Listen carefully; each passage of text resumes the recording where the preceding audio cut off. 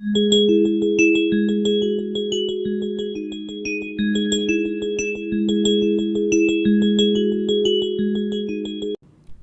विद्यार्थी बंधू भगिनींनो, आजच्या व्हिडिओ लेक्चरमध्ये मी डॉक्टर BP वाघ आपणा सर्वांचे मनापासून हार्दिक स्वागत करतो। तर विद्यार्थी मित्र हो, आज आपण एका नवीन प्रकरणाला सुरुवात करणार आहोत। प्रकरण क्रमांक 6 ज्याचं नाव आहे निर्देशांक।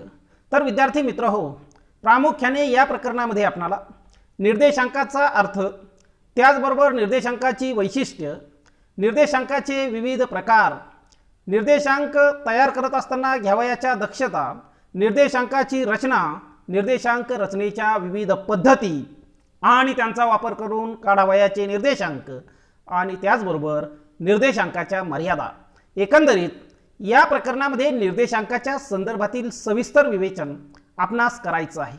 परंतु विद्यार्थी मित्र हो, एकंदरीत निर्देशांकाचं सविस्तर विवेचन करण्यापूर्वी नेमकं निर्देशांक म्हणजे काय हे समजणं गरजेचं आहे आणि म्हणून आजच्या व्हिडिओ लेक्चरच्या माध्यमातून आपण निर्देशांकाचा अर्थ समजून घेऊ, जेणेकरून निर्देशांकाचं एकंदरीत विवेचन आपल्याला समजण्यासाठी सोपं जाईल। आणि म्हणून सुरुवातीला निर्देशांकाचा अर्थ आज आपण समजून घेऊया। तर विद्यार्थी मित्र हो, निर्देशांक हे अर्थशास्त्राच्या दृष्टिकोनातून अतिशय महत्त्वाचे मानले जातात आणि त्यामुळे नेमकं निर्देशांक कशाला म्हणायचं आहे या संदर्भातील चर्चा करणं अतिशय आवश्यक आहे। विद्यार्थी मित्र हो, निर्देशांक समजून घेत असताना आपल्याला सुरुवातीला ही बाब लक्षात ठेवणं अत्यंत आवश्यक आहे की निर्देशांक हे अर्थशास्त्रामधील सर्वाधिक वापरले जाणारे एक संख्याशास्त्रीय साधन आहे। विद्यार्थी मित्र हो, अर्थशास्त्रामध्ये अनेक अशा प्रकारच्या संख्याशास्त्रीय साधनांचा वापर केला जातो, ज्यामध्ये निर्देशांक हे असं साधन आहे ज्याचा सर्वात जास्त वापर केला जातो। विद्यार्थी मित्र हो, या ठिकाणी अर्थशास्त्रामध्ये नेमके कोणकोणते संख्याशास्त्रीय साधनं वापरले जातात याचा जेव्हा आपण विचार करतो तेव्हा आपणास लक्षात येते की बहुलक असेल, गणितीय मध्य असेल, मध्यगा असेल, निर्देशांक असेल, यासारख्या अनेक संख्याशास्त्रीय साधनांचा वापर अर्थशास्त्रामध्ये केला जातो।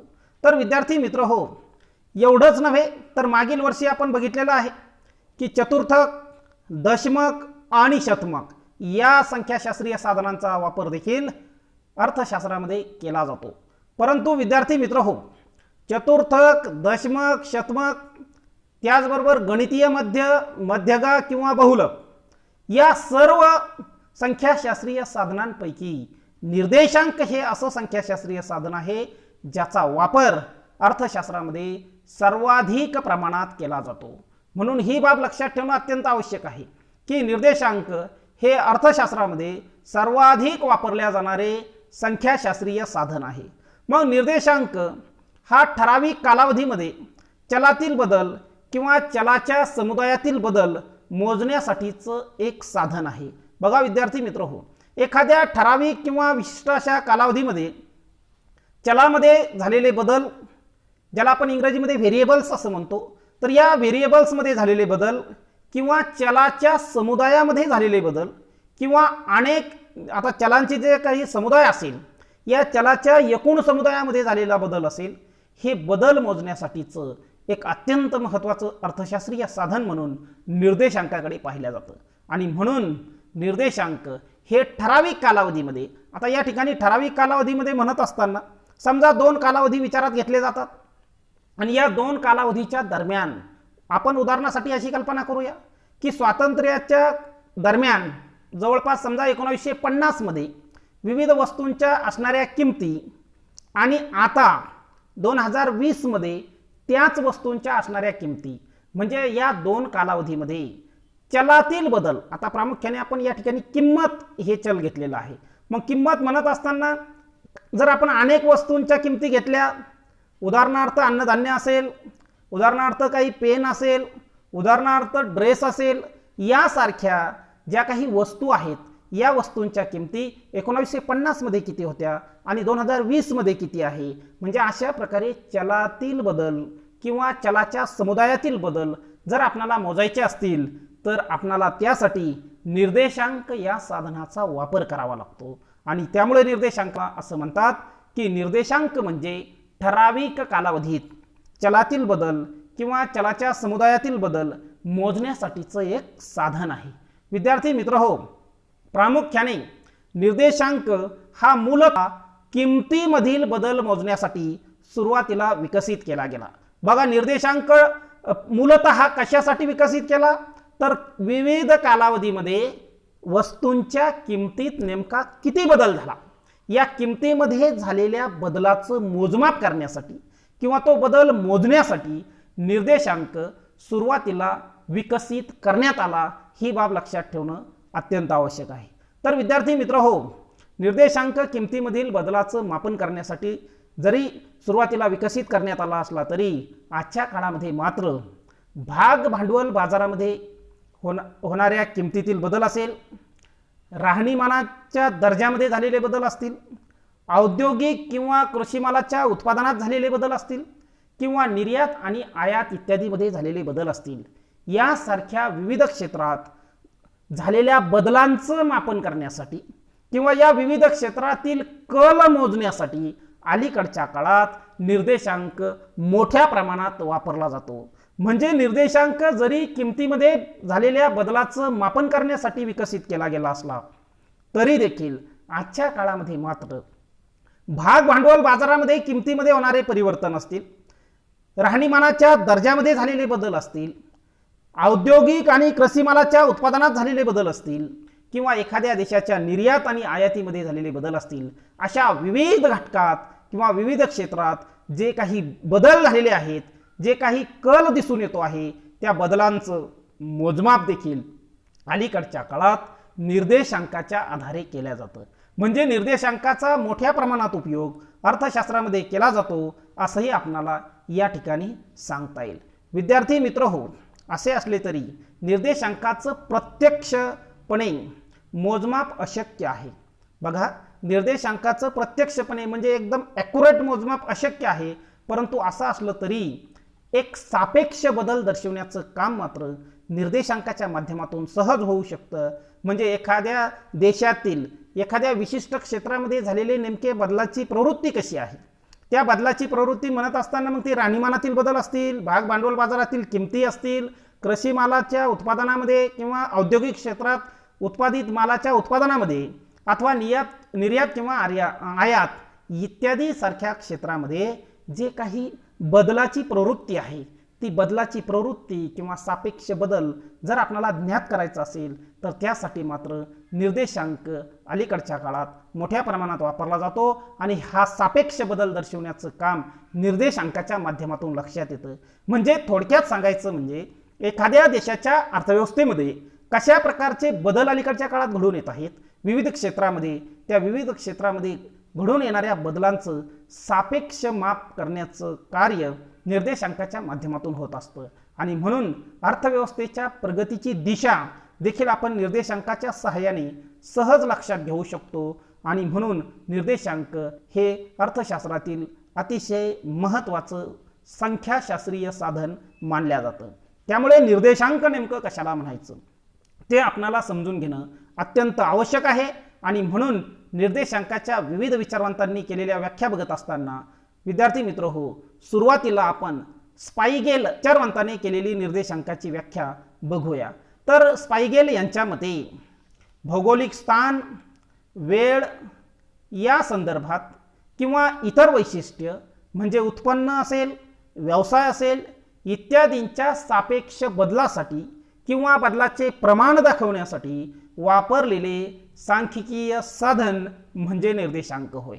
विद्यार्थी मित्र हो, स्पाइगेल या विचारवंताच्या मते नेमकं निर्देशांक कशाला म्हणायचं हे बघत असताना भौगोलिक स्थान म्हणजे आता या ठिकाणी भौगोलिक स्थानाचा जेव्हा आपण विचार करतो तेव्हा दोन वेगवेगळे देश या ठिकाणी आपण घेऊ शकतो।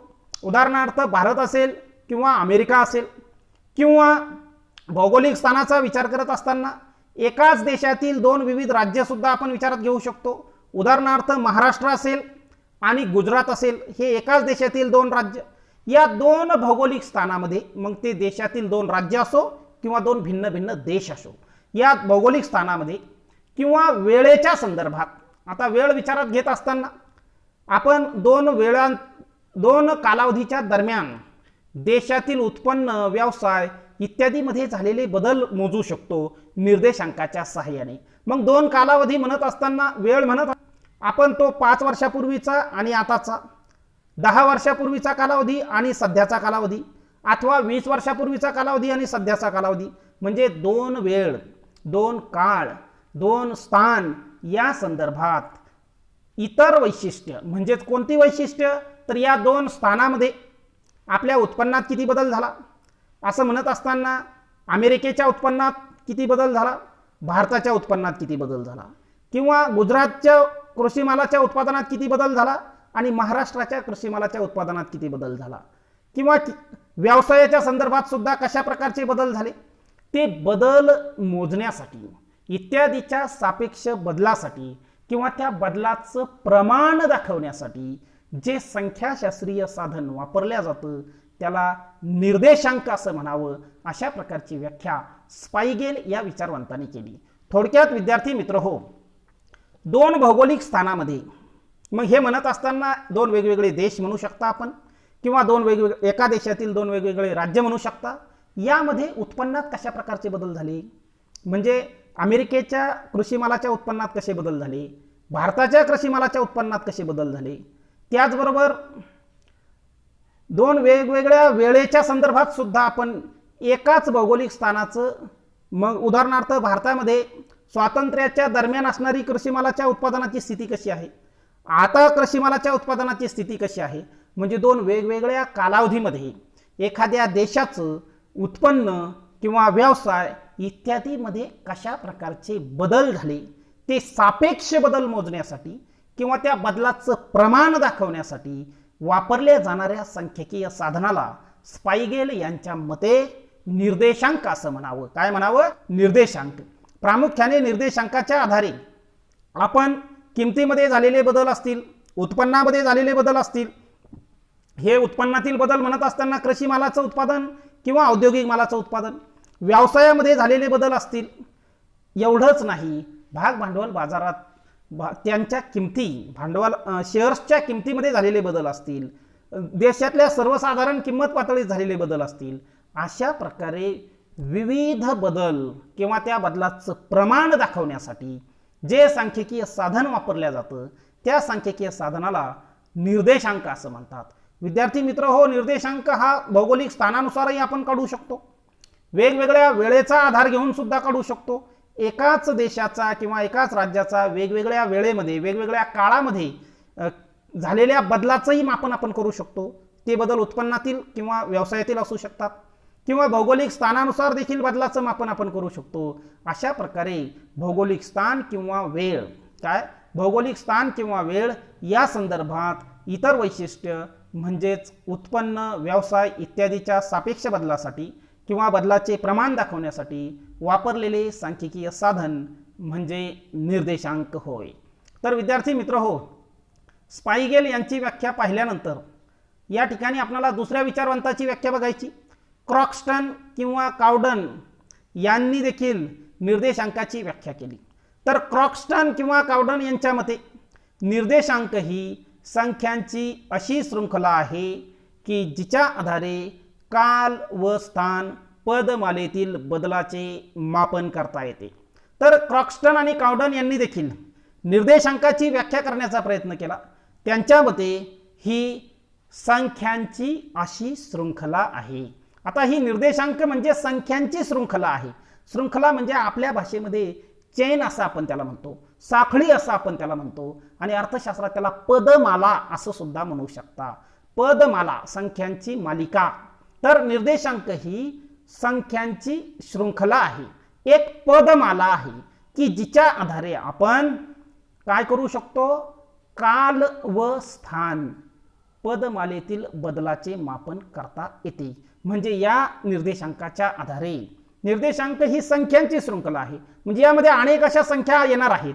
या अनेक अशा संख्यांचा आधार घेऊन आपण काळ आणि स्थान पदमालेतील बदलाचे मापन करता येते. म्हणजे एका देशात किमती असतील, उत्पादन असेल किंवा व्यवसाय असेल इत्यादीमध्ये एका देशात दोन भिन्न काळामध्ये कशा प्रकारचे बदल झाले, किंवा किमती असेल, उत्पन्न असेल किंवा व्यवसाय असेल यांच्या संदर्भात दोन वेगवेगळ्या स्थानामध्ये, मग दोन वेगवेगळे स्थान म्हणजे ठिकाण, की या राज्यात काय परिस्थिती आहे, त्या राज्यात काय परिस्थिती आहे, किंवा या देशामध्ये कसे बदल झाले, दुसऱ्या देशामध्ये कसे बदल झाले, अशा प्रकारे काळ आणि स्थान यांच्या संदर्भात बदलाचं माप करण्यासाठी जी सांख्यिकीय शृंखला वापरली जाते तिला निर्देशांक असं म्हणावं, अशा प्रकारची व्याख्या क्रॉक्स्टन आणि काउडन यांनी केली.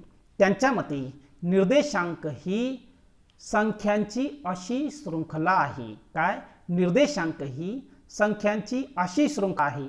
असं म्हणत असताना शृंखला म्हणण्याचं कारण असं आहे की निर्देशांकामध्ये उत्पन्नाच्या संदर्भात चर्चा करत असताना उत्पन्नात कशा प्रकारचे बदल वेगवेगळ्या काळात झाले, त्याचबरोबर किमतीमध्ये विविध वस्तूंच्या किमतीमध्ये कशा प्रकारचे बदल झाले, म्हणजे या ठिकाणी संख्या एकापेक्षा जास्त असणार आहे. त्यामुळे ती संख्यांची शृंखला ठरते आणि त्यामुळे या शृंखलेच्या आधारे काल आणि स्थान पदमालेतील बदलाचे मापन, म्हणजे वेगवेगळ्या काळामध्ये कशा प्रकारचे बदल झाले किंवा वेगवेगळ्या ठिकाणी स्थळाच्या ठिकाणी तुलनात्मक दृष्टीने कशा प्रकारचे बदल झाले, हे मापन करण्यासाठी या शृंखलेचा वापर केला जातो, जिला निर्देशांक असं म्हणावं, अशा प्रकारची व्याख्या क्रॉक्स्टन आणि काउडन या विचारवंतांनी केली. तर विद्यार्थी मित्र हो, त्यांची व्याख्या सुद्धा लक्षात ठेवायची आहे की निर्देशांक ही संख्यांची अशी शृंखला आहे जिच्या आधारे काल व स्थान पदमालेतील बदलाचे मापन करता येते. तर अशा प्रकारे विद्यार्थी मित्र हो, या ठिकाणी आपण स्पाइगेल आणि क्रॉक्स्टन व काउडन या दोघांच्याही व्याख्या या ठिकाणी बघितलेल्या आहेत.